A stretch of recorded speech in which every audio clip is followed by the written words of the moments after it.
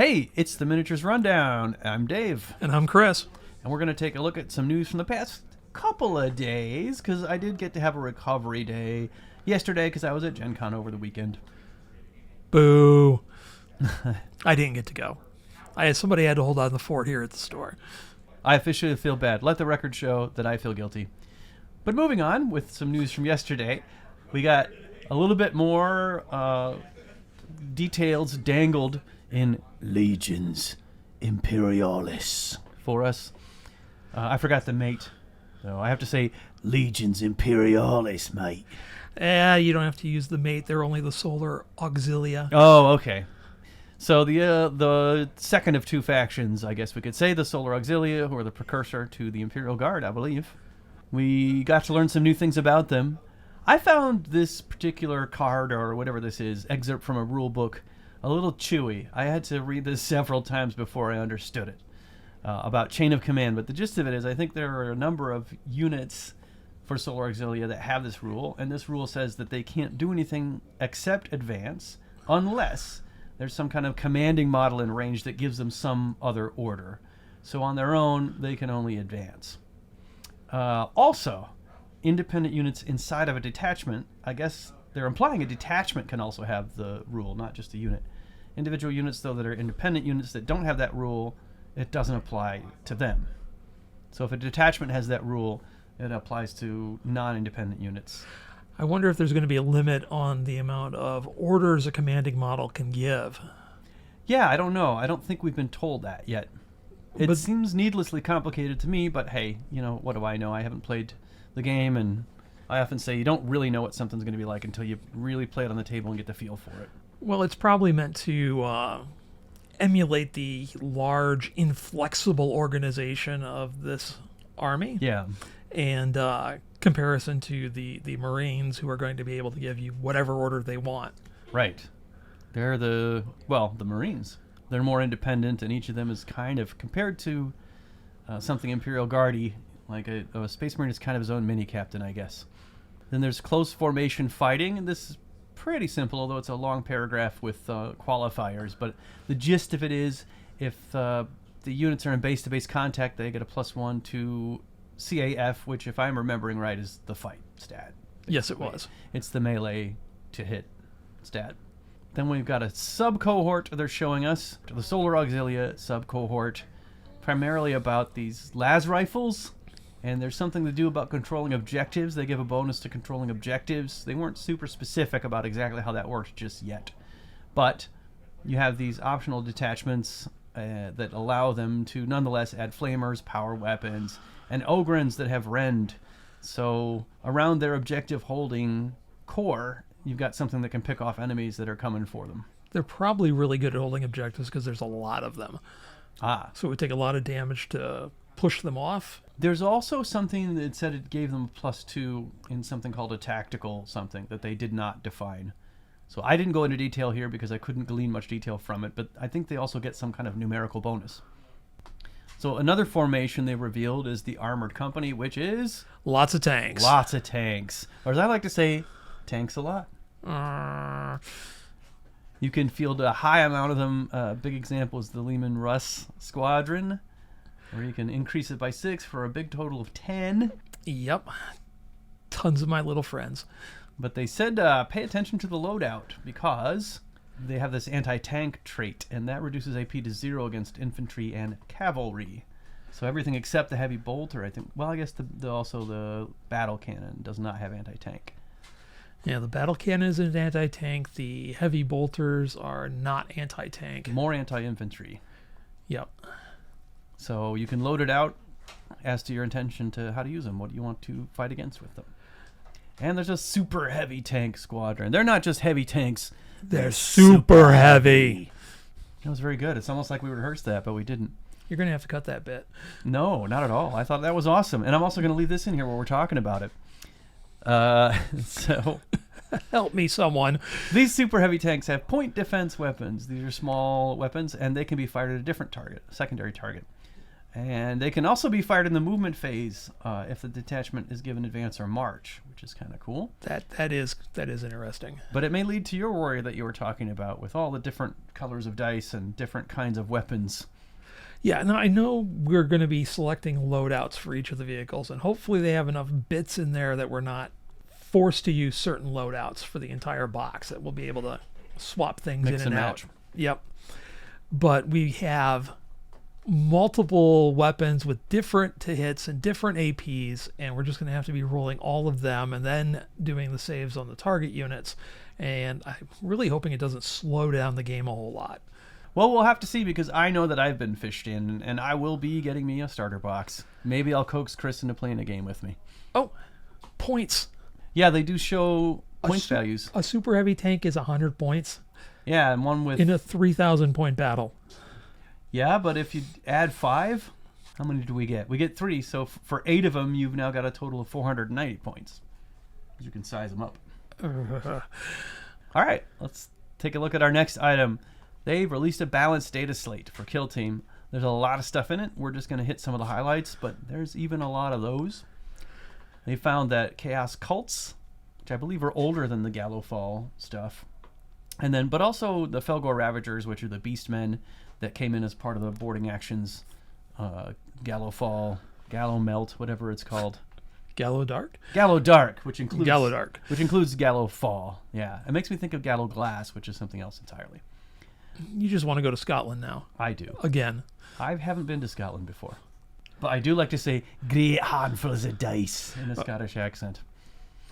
Anyway, Chaos Cults predated being in close quarters combat, and they were saying in their article about this on Warcom that this made them a little bit overpowered in tight quarters where shooters don't have an across-the-board advantage anyway. Yeah, it's a close quarters battle. Mm-hmm. You're fighting with very limited lines of sight and having to open doors and advance into the teeth of enemy fire.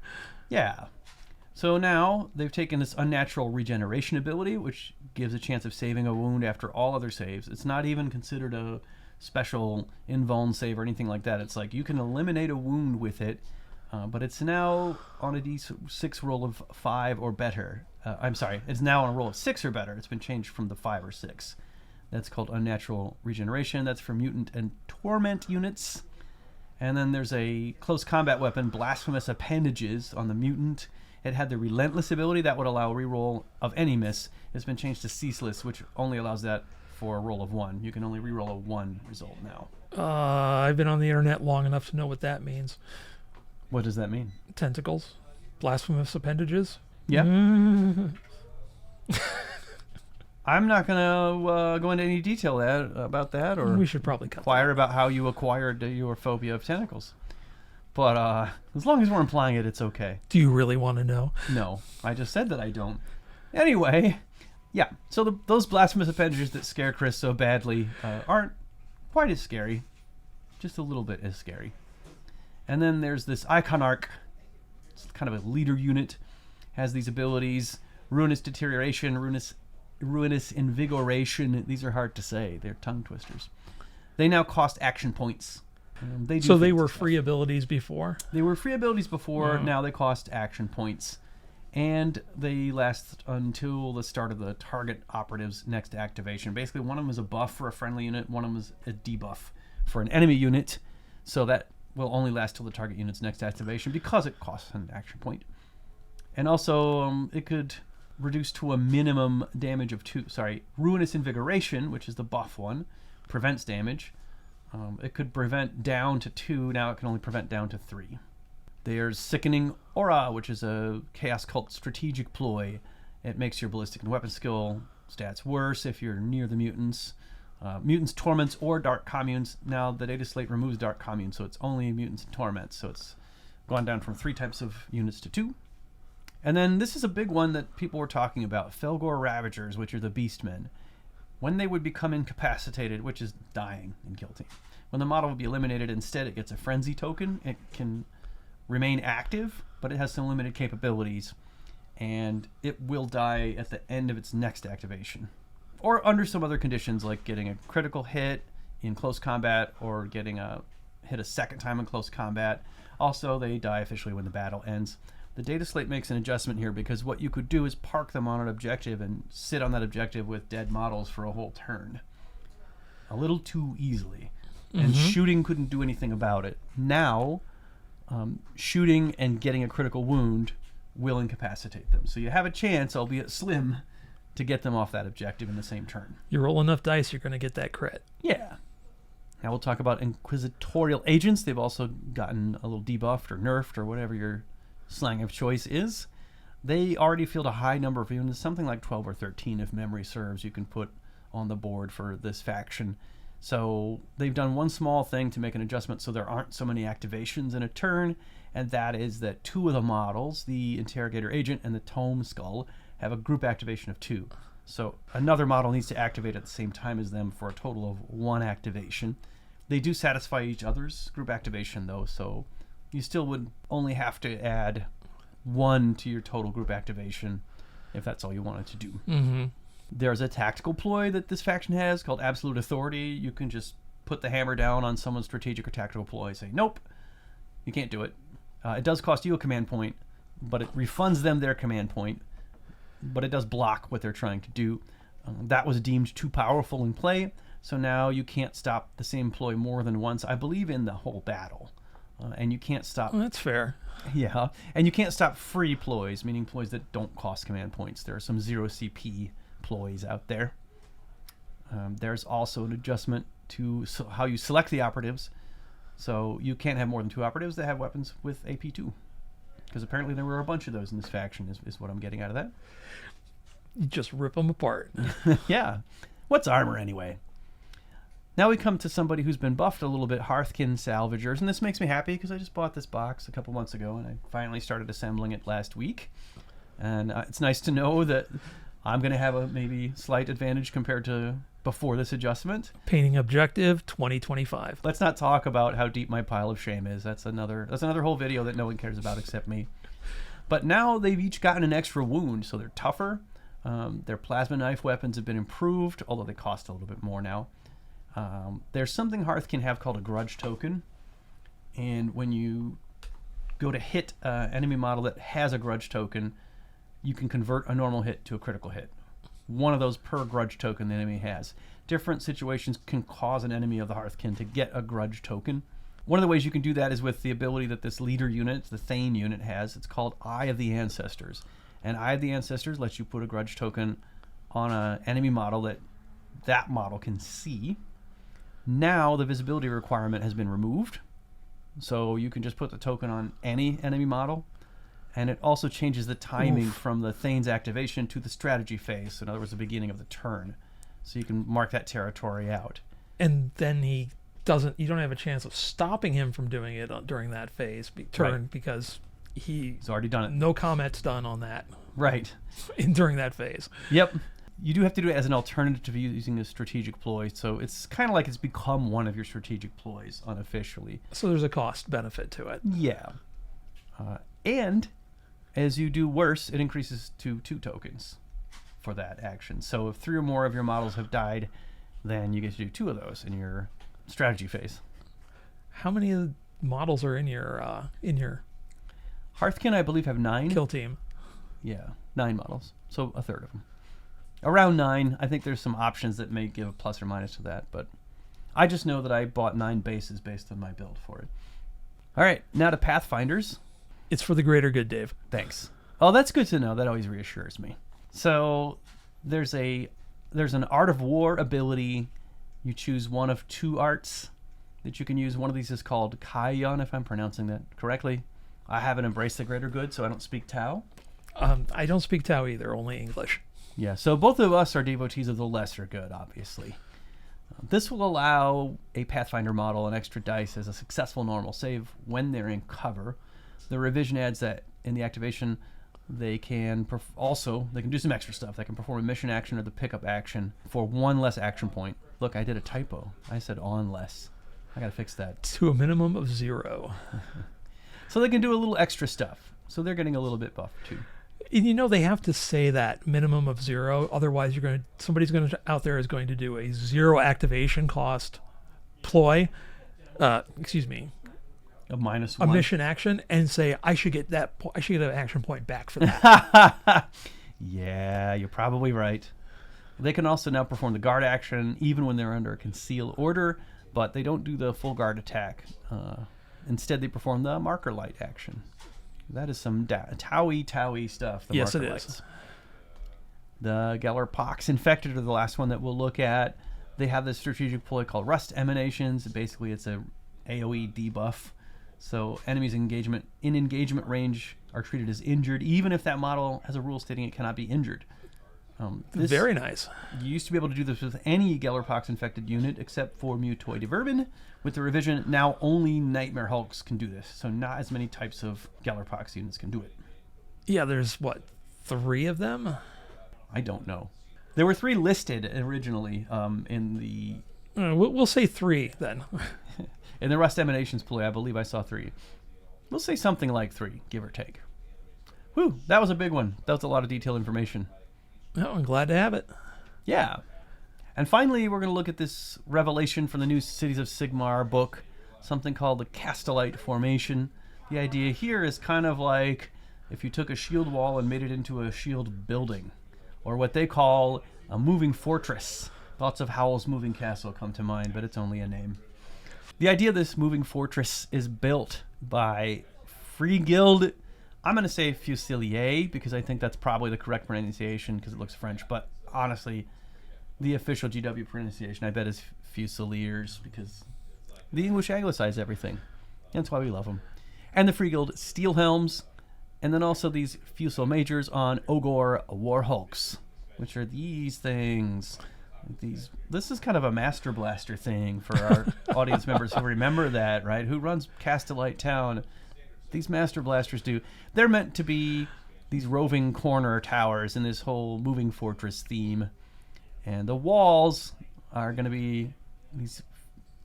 Is that the Fusiliers? Actually, these guys have the Fusiliers are the 3 in the middle. Okay, they've got big door shields and the cannons too. things down there. Yeah.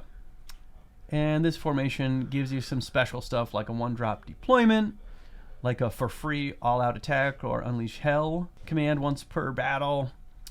1 unit you can do this with, and it doesn't cost a CP. And whatever this means in detail without the command being issued. I guess that's a technicality.